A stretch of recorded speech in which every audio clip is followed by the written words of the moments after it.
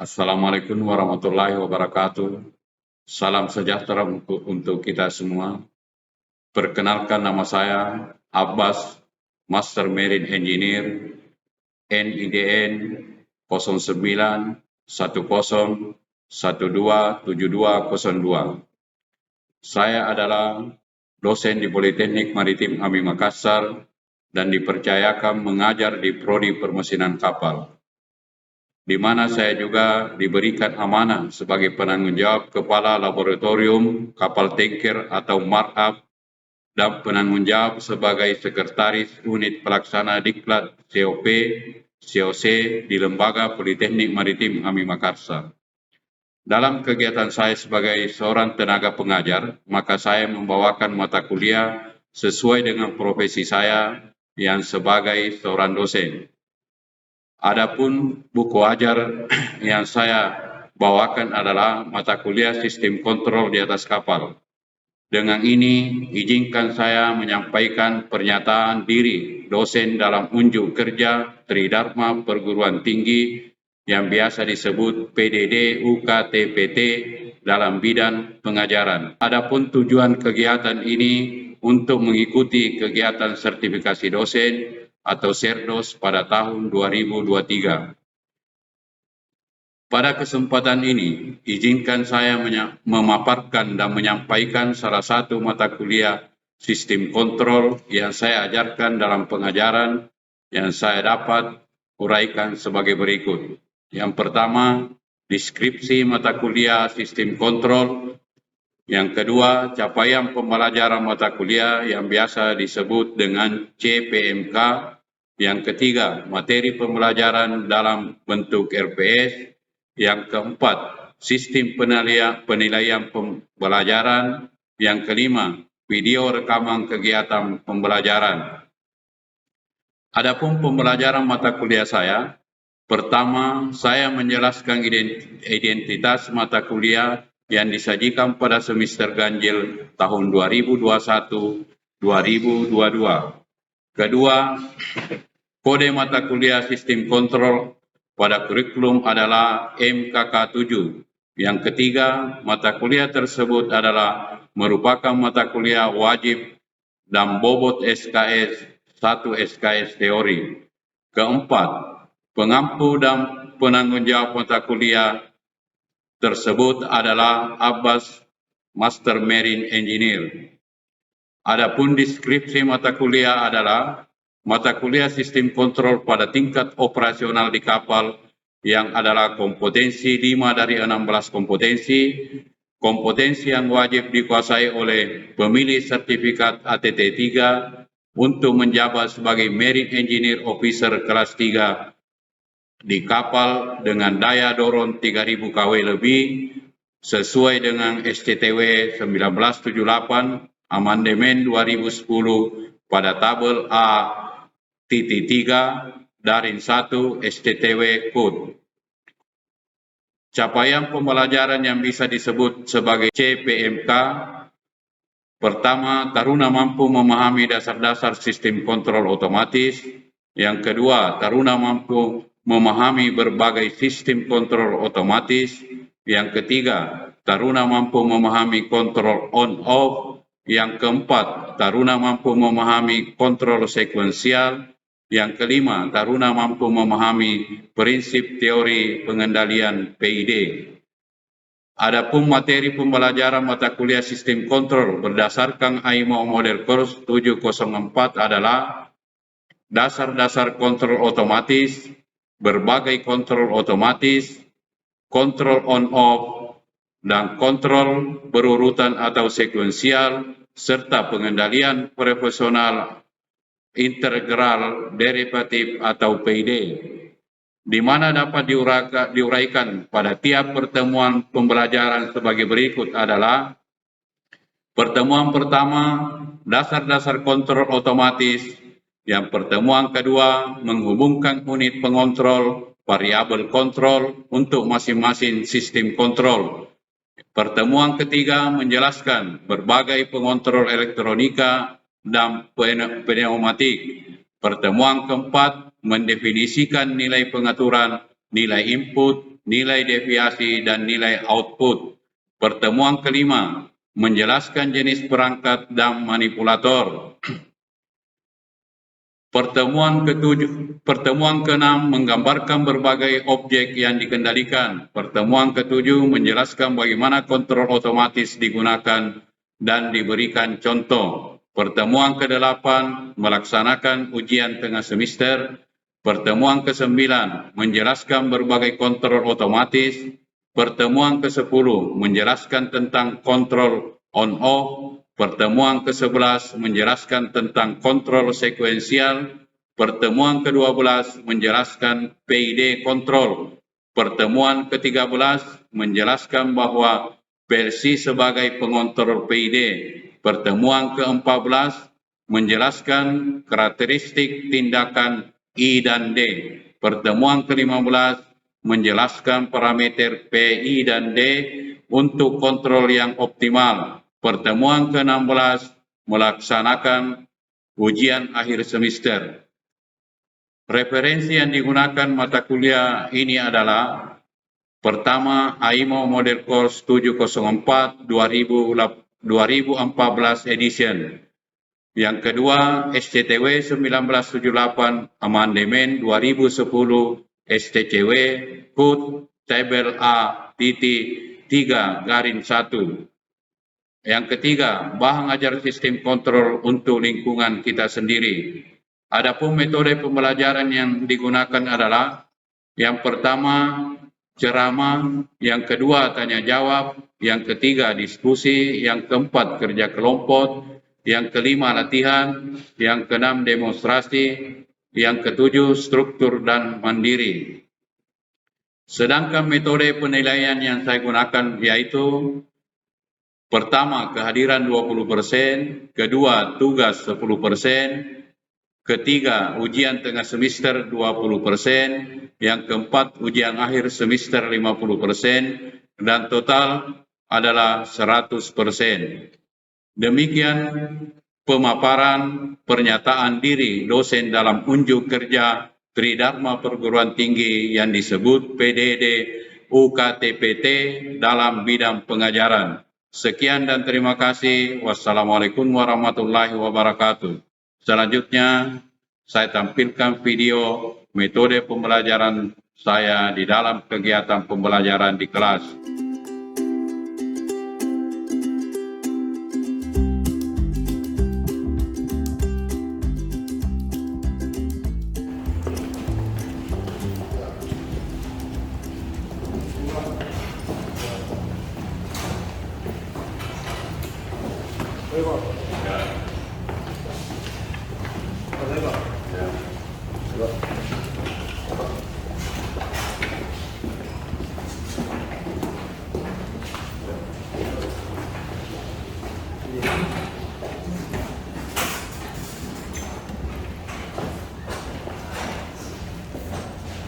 Baik, kita saya lagi. Duduk siap. Gerak.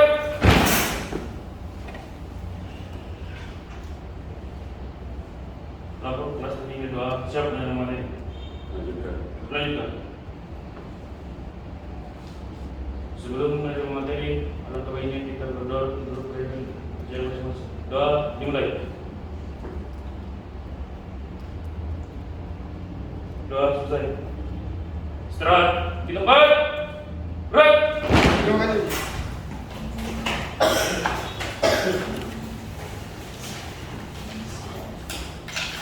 Albat, Siap, hadir Pak. Abi Rudi, Siap, hadir Pak. Ali Imran, Siap, hadir Pak. Amping. Siap, hadir Pak. Baik, selamat pagi semua. Pagi. Ya, Assalamualaikum warahmatullahi wabarakatuh. Waalaikumsalam warahmatullahi wabarakatuh. Untuk hari ini kita akan memulai pembelajaran yaitu sistem kontrol. Di pertemuan yang lalu kita bahas tentang dasar sistem kontrol. Nah, sekarang kita masuk ke sistem kontrol manual dan otomat. Jadi sebelum kita masuk ke sistem kontrol manual, kita harus mengetahui dulu bahwa dasar daripada sistem kontrol itu dilihat dari pertama harus ada listrik. Jadi kelistrikan di kapal itu harus betul-betul kita perhatikan, dijaga, karena kelistrikan ini atau sistem listrik itu adalah dikatakan arus kuat. Setelah ada kelistrikan, ada namanya elektronik. Elektronika di kapal ini harus ada dan harus kita pahami, karena setelah ada arus kuat, ada namanya arus lemah. Setelah ada arus lemah, nanti digabungkan antara arus kuat dengan arus lemah menjadilah sistem kontrol. Hanya sistem kontrol ini terbagi lagi, yang ada di kapal itu ada secara manual dan ada secara otomatis. Secara manual ini harus kita menggunakan, yang paling pertama itu kita pikirkan bahwa apa yang akan kita lakukan. Setelah itu berpikir, baru kita menggerakkan atau memandang, kita pandang apa yang akan dikontrol, apa yang kita ini. Setelah itu menggerakkan tangan atau visi kita melakukan sesuatu yang secara dikontrol secara manual. Salah satu contoh secara manual itu pada saat di kapal itu ada namanya valve. Valve itu dia tidak bisa secara otomatis, karena valve itu harus digerakkan oleh tangan. Dan pada saat ditutup dan dibuka itu digerakkan oleh tangan, dan ada tanda yang harus kita lihat bahwa posisi yang sudah ditentukan oleh pabrik atau sudah ditentukan oleh alat tersebut harus sesuai dengan tanda tersebut. Tidak boleh melewati dan tidak boleh kurang. Apabila dia melewati, dia akan bocor atau dia masih ada kevakuman tidak terjadi. Kontrol otomatis ini atau kontrol otomatisasi di kapal ini sebenarnya dibuat sedemikian rupa oleh maker atau oleh pabrik supaya mengurangi pekerjaan kita, atau boleh dikatakan safety device atau safety kita, mengurangi kecelakaan di atas kapal. Karena otomat ini membuat kita tidak banyak bergerak atau tidak banyak melakukan tindakan yang secara langsung pada alat-alat atau pesawat-pesawat tersebut, supaya kita tidak bekerja keras untuk mematikan dan menghidupkan alat-alat yang akan dioperasikan di atas kapal. Bisa saja sesuai dengan setting yang sudah kita buat, alat itu dengan sendirinya akan menyala sendiri. Pada saat ketentuan-ketentuan tertentu yang kita sudah setting, dia akan mati sendiri. Salah satu contoh di sini, pada saat pengisian bahan bakar di atas kapal, ini tangki ini kita setting level tangki high pressure atau low pressure. Jadi pada saat dia pengisian, pada saat dia titik yang sudah kita tentukan, kita sudah setting, pada saat dia di titik itu, tanda yang sudah ditentukan itu, dia dengan sendirinya pompa transfer bahan bakar itu akan mati dengan sendirinya. Pada saat dia nanti low atau dia kurang, pas titik yang sudah kita tentukan, dengan sendirinya dia hidup. Pompa transfer bahan bakar itu dengan sendirinya dia akan menyala tanpa kita harus pergi menghidupkan atau mematikan pompa tersebut. Jadi perlu para taruna ketahui bahwa kontrol otomatis ini dibuat di kapal itu untuk mengurangi kita punya gerak, tetapi operasional kapal itu bisa lebih efisien, bisa lebih optimal, karena semua sistem akan berjalan secara otomatis. Tetapi dalam hal otomatis ini tidak boleh itu tadi yang Bapak sampaikan, bahwa tidak boleh kita mengatakan bahwa sudah otomatis nanti ini sendiri. Begitu ada sensor tidak bekerja dengan baik, bisa saja kita terjadi sesuatu kendala karena salah satu contoh tadi itu oli atau bahan bakar di kapal sudah levelnya ditambah, tidak ditambah karena tidak bekerja sistem otomatnya. Jadi berhati-hati ya, tetap walaupun dia otomat, tetap kita harus melaksanakan dengan secara otomatis. Jadi perlu para taruna ketahui bahwa semua alat yang ada di atas kapal, semua permesinan yang ada di atas kapal, mesin induk atau mesin bantu itu mempunyai sistem kontrol. Ada kontrol secara manual, ada kontrol secara otomatis. Kita salah satu contoh mesin induk itu mempunyai banyak kontrol. Mulai dari pertama awal kita mau start atau menghidupkan mesin tersebut harus kita kontrol secara manual. Setelah nantinya mesin tersebut sudah hidup, akan dengan sendirinya berjalan semua sistem otomat atau sistem kontrol otomat. Dan ada lagi pesawat yang paling ini di kapal itu, pesawat bantu, yaitu adalah boiler. Boiler itu karena tidak bisa dijangkau semua dia punya bangunan atau boiler ini dia tinggi, dia kayak tabung dengan ini, dan dia tempatnya tempat gas buang atau exhaust gas buang. Jadi tempat itu adalah panas. Yang mengontrol semua valve-valve atau indikator-indikator yang harus kita ketahui, yang harus kita jaga, itu harus dikontrol secara otomat. Dan pada saat tidak operasi atau kapal lagi posisi maintenance, harus ini betul-betul kita ada perbaikan dan pengecekan supaya semua sistem kontrol device yang ada di boiler tersebut bisa berjalan dengan baik. Ada yang lain mau bertanya? Ya Pak. Ya. Ini Pak, kita ketahui bahwa di kapal itu ada mesin utama atau mesin induk. Apa yang paling perlu dalam penggunaan sistem kontrol di kapal? Terima kasih. Ini kalau cerita mesin induk itu di kapal itu namanya mesin induk, namanya mesin utama. Jadi kapal itu tidak akan bisa jalan kalau tidak ada mesin induk. Kalau kapal itu atau bangunan itu tidak ada mesin induknya, dikatakan tongkang, dan bukan suatu kapal. Jadi mesin induk ini segala sesuatunya itu dia mempunyai kontrol.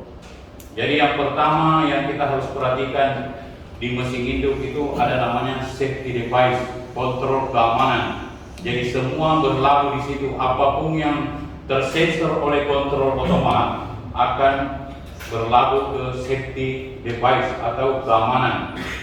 Jadi selain itu ada lagi namanya suhu pelumasan. Suhu oli ini juga harus dikontrol di permesinan induk.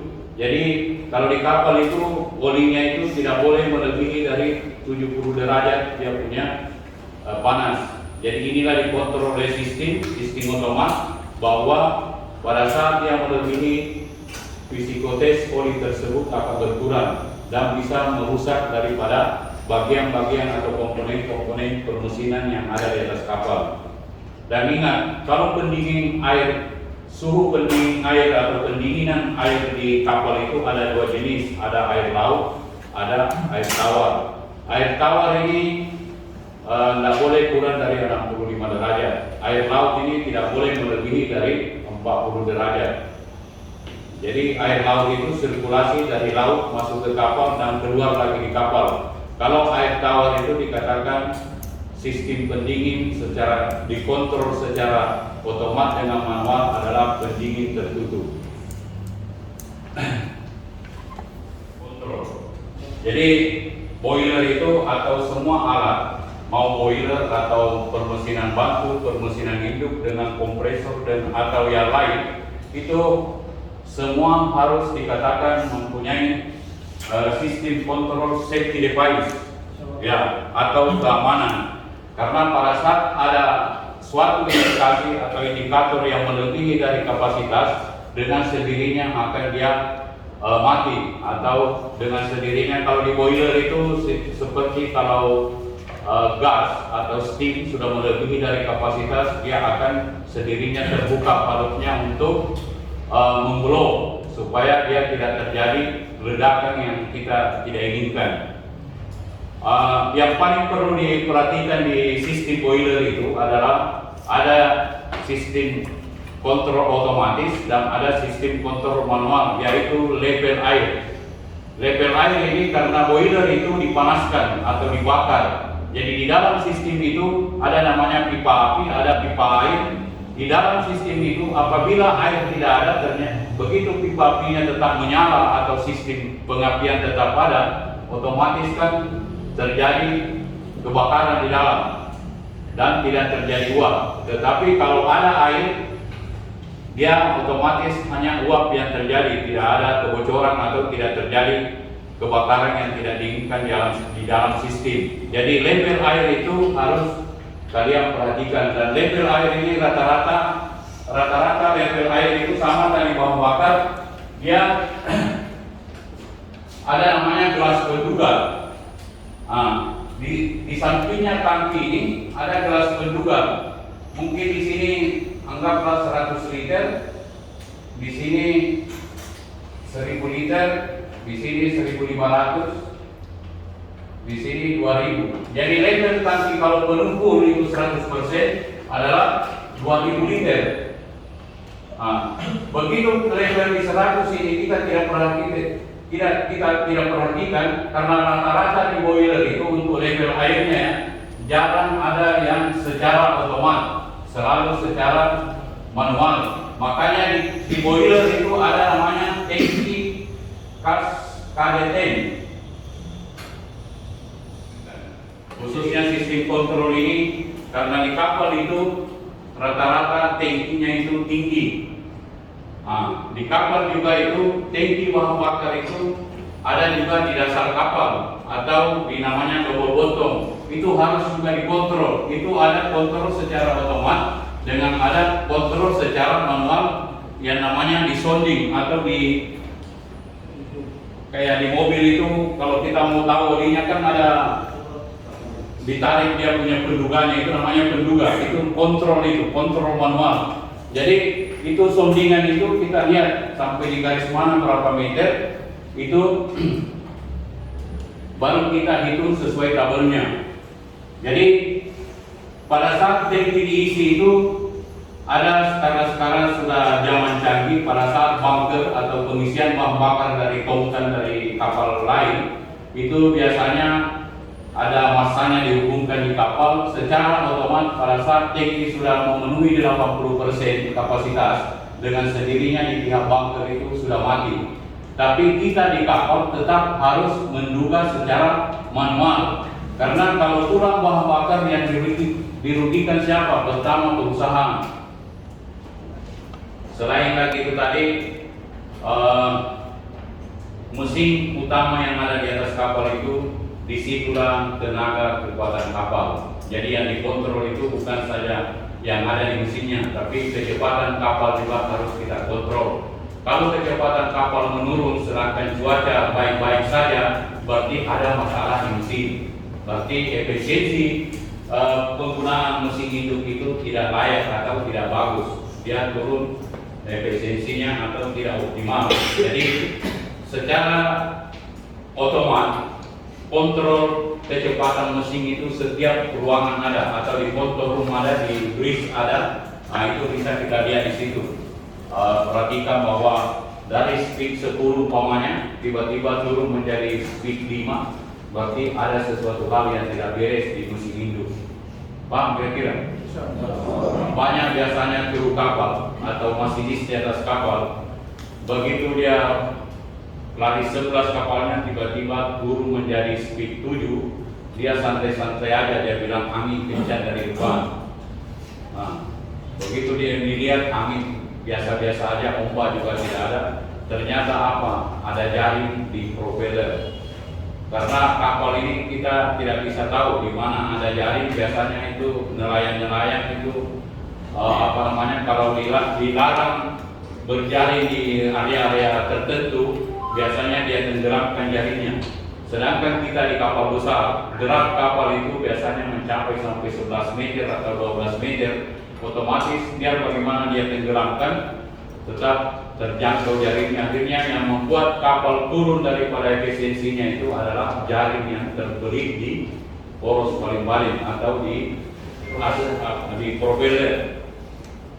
Jadi apa tindakan kita pada saat itu? Dilihatlah, dikontrollah semua temperatur mesin, suhu-suhu yang ada di mesin itu kita kontrol dengan baik. Apanya yang bermasalah, apanya yang ini, baru kita tentukan bahwa ini tindakan apa yang kita harus lakukan.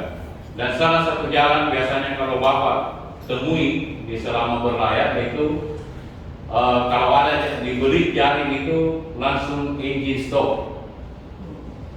Jadi kita dengan ininya semua peralatan yang berhubungan dengan mesin itu kita operasikan, baru kita stop engine. Setelah di stop engine dalam keadaan netral, baru kita kasih jalan mundur. Begitu kita kasih jalan mundur, otomatis tadi ini kan pada saat dia terbelit ke ahead itu atau putaran maju, dia kan putaran kanan. Nah, pada saat kita habis stop, baru diputar kiri, dia akan dengan sendirinya terlepas lagi. Nah, itu salah satu jalan. Tetapi kalau terlanjur sudah robek-robek jaring itu di dalam propeller, akan biasanya susah. Kapal bisa jadi menjadi naik topi atau perbaikan di atas air. Jadi itu berhati-hati, saling mengingatkan pada saat kita berlayar daerah-daerah yang banyak nelayan. Dan salah satu yang harus kita betul-betul jadi masinis atau jadi perwira di kapal adalah kontrol tentang mesin. Karena di mesin itu tidak bisa kita bohongi, khususnya mesin hidup. Alat apapun itu kita tidak bisa bohongi. Pasti sebelum terjadi sesuatu ada gejala. Kapal terjadi suatu ledakan atau terjadi suatu insiden, berarti gejala itu tidak ada memperhatikan. Siapa lagi yang salah? Human error lagi. Berarti kalian yang ditugaskan menjaga pada saat itu tidak ada pengontrolan. Karena sesuatu sebelum terjadi pasti ada gejalanya. Paham kira-kira? Ya. Jadi kembali lagi bahwa yang disalahkan adalah human error. Yang jaga pada saat itu dia tidak cekatan melakukan tugasnya.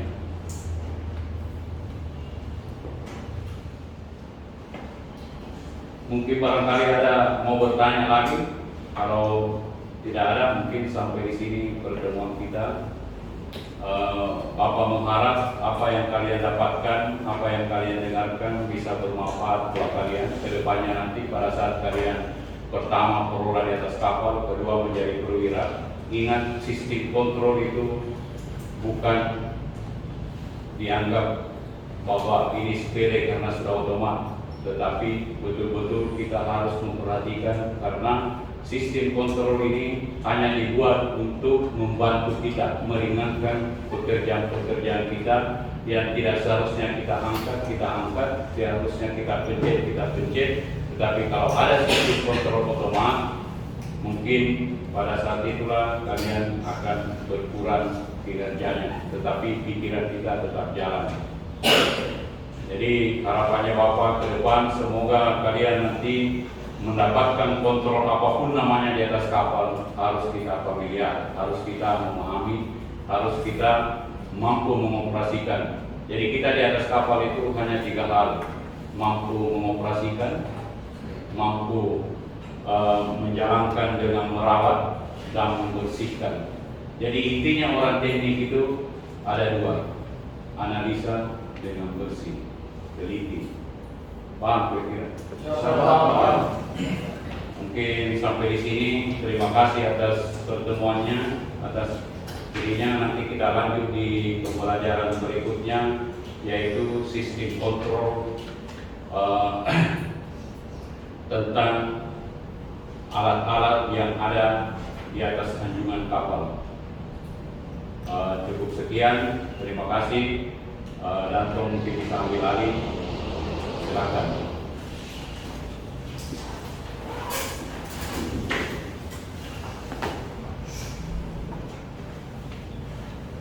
Baik, kegiatan saya nanti. Duduk siap. Gerak.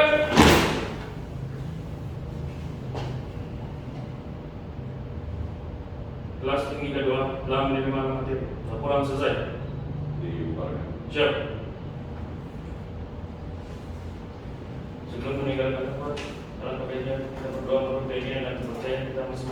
Doa dimulai.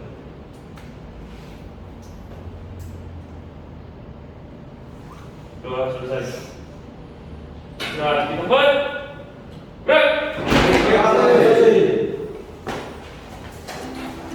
Ayo minum.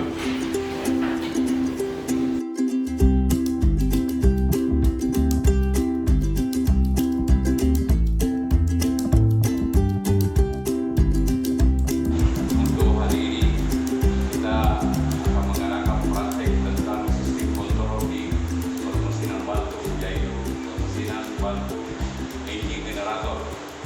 Yang paling pertama kita harus mengecek kontrol manual itu adalah sounding oli. Di sini dia punya pengecekan olinya.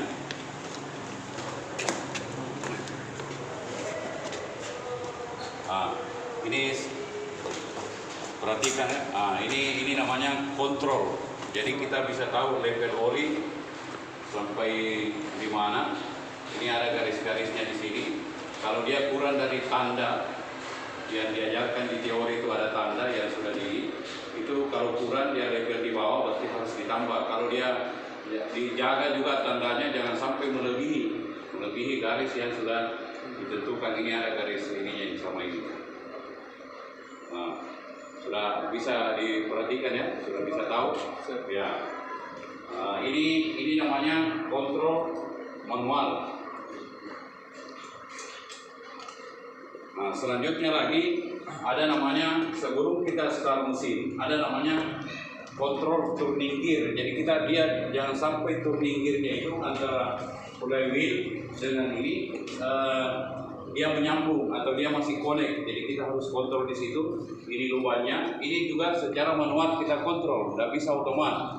Di sini ada alatnya. Di ini sampai menandakan bahwa antara generator dengan engine dieselnya itu dia bisa berputar. Jangan sampai dia mau start mesin dia tidak bisa berputar. Nah, setelah itu kita kontrol level bahan bakar. Level bahan bakar itu ini di atas level bahan bakarnya. Di situ kita lihat sudah ada bahan bakar atau tidak ada. Jadi itu level bahan bakar itu bisa manual, bisa otomat. Kalau di sini ini namanya kontrol panel.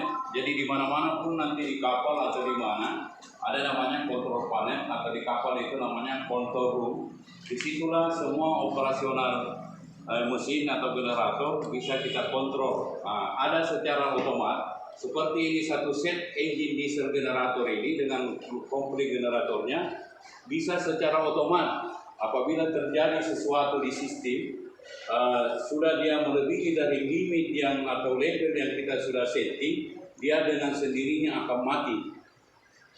Apabila dia sudah sesuai dengan settingannya untuk dia hidup kembali, dengan sendirinya